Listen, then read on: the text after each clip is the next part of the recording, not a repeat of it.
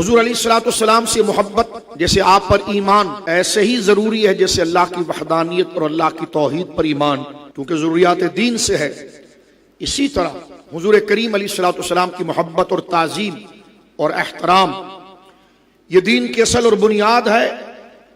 اپنی طبیعتوں میں، اپنے عمل کے اندر، اپنی فکر میں آپ پر ایمان کے ساتھ ساتھ اگر آپ کی محبت اور تعظیم کو جگہ نہ دیا جائے اور کوئی بھی عبادت ہو، چاہے کلمہ پڑھنا ہو، نماز ہو، روزہ ہو، زکوٰۃ ہو، حج ہو، کچھ بھی ہو، اگر حضور سید عالم صلی اللہ علیہ وسلم کی محبت اور تعظیم سے یہ عمل ہوگا تو یہ عمل اللہ کی بارگاہ میں مقبول نہیں۔ جیسے اللہ کی وحدانیت کو قبول کرنا ضروری ہے، ایسے ہی حضور کی رسالت اور آپ کی شان اور آپ کی تعظیم کو قبول کرنا ضروری ہے، کیونکہ یہ تمام چیزیں دین کی اس بنیادی سطحوں پر ہے کہ یہ بیان کرنے میں،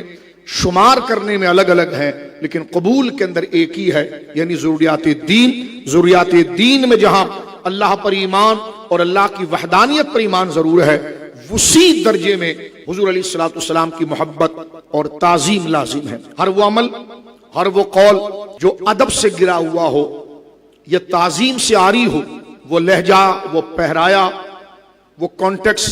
جب حضور سید عالم کے ذکر میں شامل کیا جائے، لیکن وہ الفاظ، وہ پہرایا، وہ منظر اگر تعظیم سے گرا ہوا ہو اور اس میں اساءت اور بے ادبی کی بو آ رہی ہو، یا وہ چاہے وہ الیاذ باللہ صراحتاً ہو، اگر وہ اشارتاً بھی، کنایتاً بھی، اگر اس میں حضور علیہ الصلوۃ والسلام کے مرتبے اور مقام سے گری ہوئی فکر ہوگی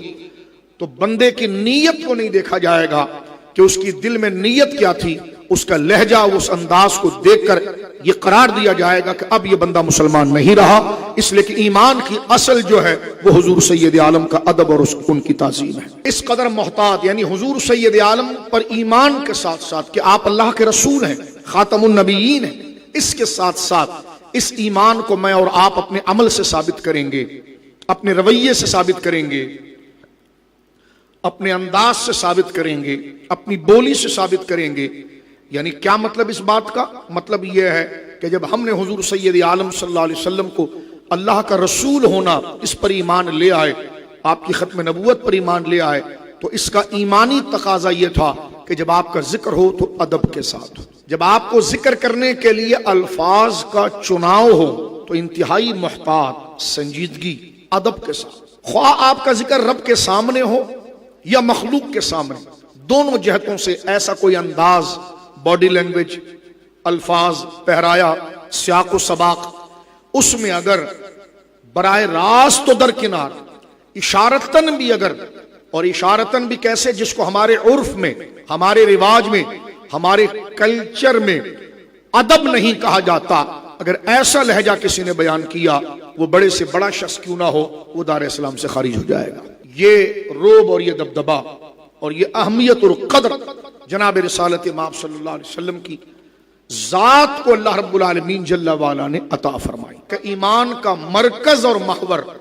ذات رسالت مآب صلی اللہ علیہ وسلم۔ اگر آپ کی تعظیم اور آپ کا ادب نکال دیا جائے تو کلمہ صرف چند الفاظوں کا مجموعہ رہ جائے گا، وہ ایمان نہیں بنے گا۔ اور اگر عبادات میں سے اگر آپ کے ادب اور تعظیم کو نکال دیا جائے تو وہ بس ایک اٹھنے بیٹھنے والی کو ایک مشق ہو سکتی ہے، وہ نماز نہیں ہو سکتی، کیونکہ ہر چیز کے ساتھ خدا نے جس چیز کو لازم کیا ہے اور زندگی جو بنائی ہے وہ حضور کی محبت ہے، آپ کی تعظیم ہے۔